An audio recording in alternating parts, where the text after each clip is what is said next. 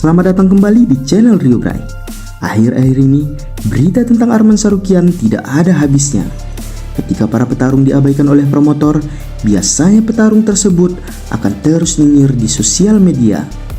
Namun hal itu tidak berarti bagi Arman Sharukyan. Arman sih akan memberikan tamparan keras kepada UFC atas prestasi yang ia raih di luar UFC tersebut. Di video kali ini, kita tidak akan membahas hasil pertarungan Arman yang sedang viral, karena teman-teman di channel lain sudah membahas itu dengan begitu lengkap. Namun kita akan membahas dokumenter Arman Sharukyan, bagaimana seorang anak sultan yang memiliki jutaan dolar tetapi rela berdarah-darah di atas kanvas. Apa sebenarnya yang ia cari? Mari kita bongkar. Sebelum kita masuk ke pembahasan tersebut, jangan lupa tonjok subscribe sekarang juga.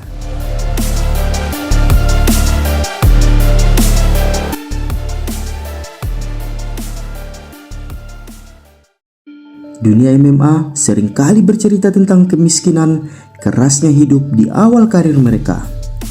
Namun hal itu tidak untuk Arman Sharukyan.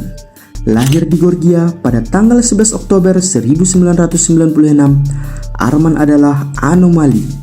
Ia bukan petarung yang mencari makan, ia adalah petarung yang mencari pengikut di Instagram. Arman Sharukyan duduk di peringkat 1 kelas ringan UFC dan berada di peringkat 15 pound for pound petarung terbaik di dunia. Belum pernah memperebutkan sabuk juara, namun sudah berada di peringkat pound for pound petarung terbaik di dunia. Arman bertarung bukan untuk bertahan hidup, melainkan karena ia memiliki jalur sulit di saat ia memiliki segala kemudahan. Ini adalah kisah pria yang memiliki jutaan dolar di bank, namun tetap memilih berdarah-darah di dalam oktagon. Narasi anak orang kaya sering disematkan pada Arman. Namun ada sejarah kerja keras orang tuanya yang banyak orang tidak ketahui. Saat Arman berusia 3 tahun, ayahnya Nairi Sharukyan memboyong keluarganya pindah dari desa kecil Georgia ke Rusia demi hidup yang lebih baik. Arman mengenang masa itu sebagai masa yang sulit. Ia menyebut keluarganya bahkan tidak memiliki sendok untuk makan saat pertama kali menginjakkan kaki di Rusia. Nairi Sharukyan adalah seorang visioner.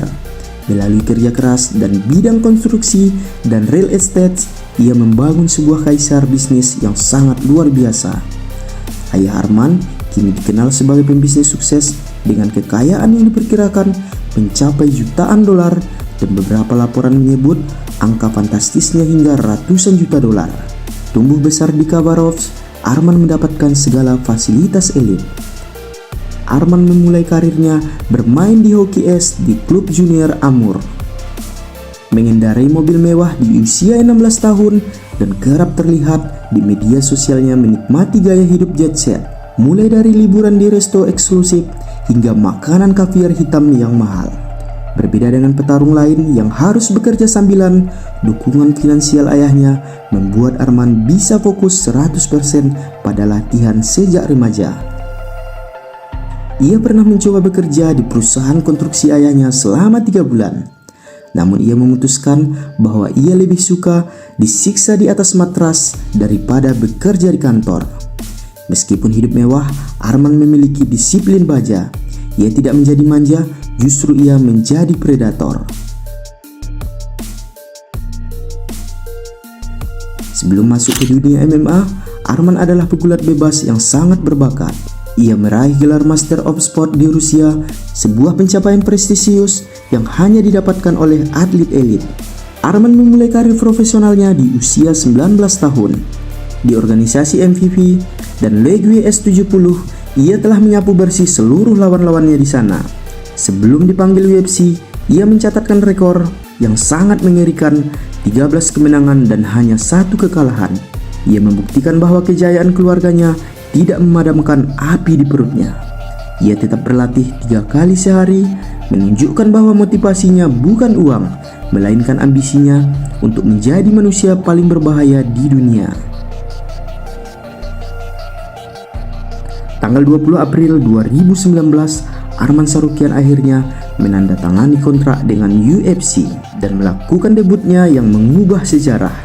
Bukannya mendapatkan lawan debutan, Arman langsung diadu dengan Islam Makhachev, petarung terbaik di dunia saat ini.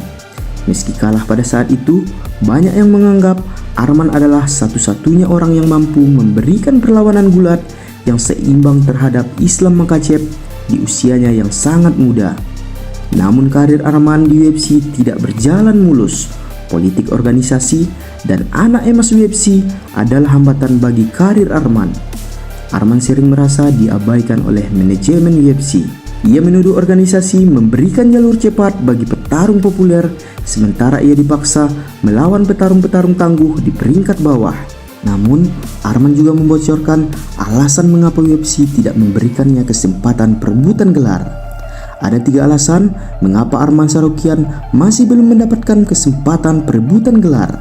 Yang pertama adalah menarik diri saat pertemuan kedua dengan Islam Makhachev di UFC 311. Yang kedua, UFC 300 saat ia mengalahkan Charles Oliveira.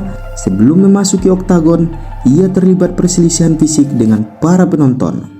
Dan yang ketiga, saat berhadapan dengan Dan Hooker di UFC Qatar, Arman menunduk kepala Hooker saat keduanya sedang melakukan face off. UFC menjatuhkan skorsing selama 9 bulan dan denda besar. 3 alasan inilah yang membuat UFC belum memberikannya kesempatan perebutan gelar.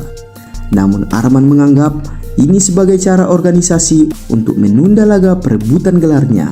Namun Arman tidak ambil pusing. Ia percaya bahwa suatu saat sabuk itu akan melingkar di pinggangnya.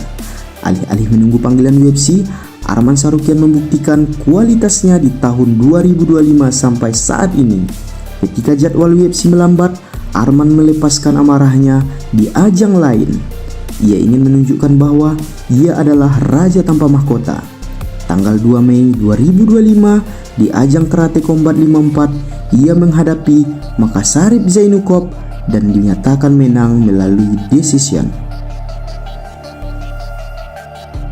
Tanggal 31 Mei 2025 di ajang ADXC 10 melawan Patrick Pitbull, ia menang melalui kuncian. Tanggal 19 September 2025 di ajang ACBJJ 18 melawan Benson Henderson, mantan juara UFC, Arman menang melalui kuncian. Dan tanggal 17 Desember 2025 di ajang yang sama, Arman melawan Mehdi Baidulaev dan menang melalui kuncian. Dan tanggal 30 Desember 2025 di ajang Hype FC melawan Sarah Magomedov, pertarungan dinyatakan draw. Walaupun hasil imbang, Arman tetap mendapatkan pujian besar atas apa yang telah ia lakukan kepada Sarah. Mengingat Sarah adalah petarung kelas menengah UFC, sementara Arman adalah petarung kelas ringan. Dan yang terakhir, pada tanggal 10 Januari 2026 di ajang RAF 5 melawan Lance Palmer, menang melalui technical foul 10-0. Arman telah mengalahkan 2 murid dari Khabib Nurmagomedov, mengalahkan para legenda seperti Benson Henderson melalui kuncian. Arman juga menghancurkan pegulat elit Amerika Lance Palmer di ajang gulat bebas. Dalam waktu 95 detik, Arman menang telak 10-0. Ini adalah bukti nyata bahwa teknik gulatnya berada di atas level rata-rata petarung UFC. Ia membuat pegulat Amerika terlihat seperti amatiran.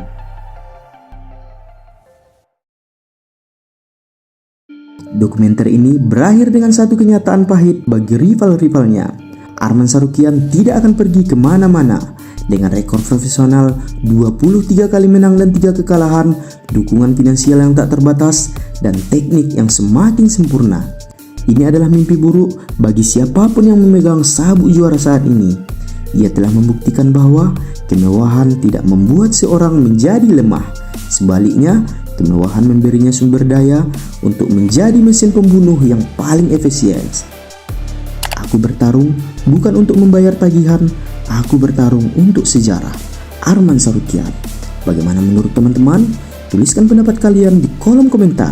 Jangan lupa tonjok tombol subscribe untuk pembahasan menarik seputar MMA. Sampai jumpa di video berikutnya. Terima kasih.